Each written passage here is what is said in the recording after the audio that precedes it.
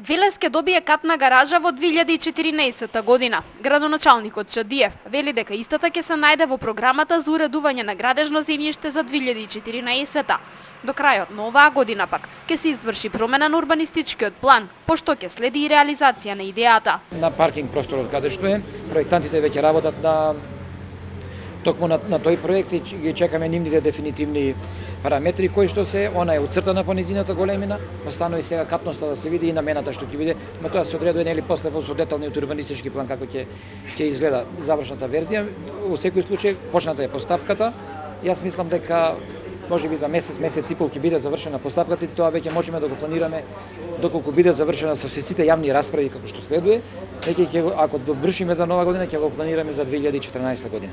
Советниците од опозицијата неколку пати досега прашуваа докаде иницијативата која ВМРО ДПМН ја најави уште во 2011-та. Велат дека на Велес му е потребно час поскоро да се реши проблемот со недостаток на паркинг простор.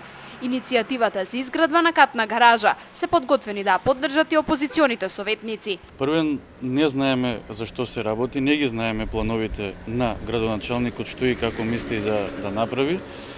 Меѓутоа, сепак, зимајќи и онаа пресконференција што ја кажав од 2011 година, сметаме дека центарот треба да се остави, односно да не се пренатрупува со катна гаража. Можеби, првично наше размислување како алтернативни решенија би се зеле или паркинг просторот до градскиот сад, или паркинг просторот спроти поранешниот пионерски дом. Во секој случај ќе поддржиме иницијатива и идеја и ќе гласаме за изградба на катна гаража со цел за доброто на граѓаните да се растерети сообраќајот во Велес.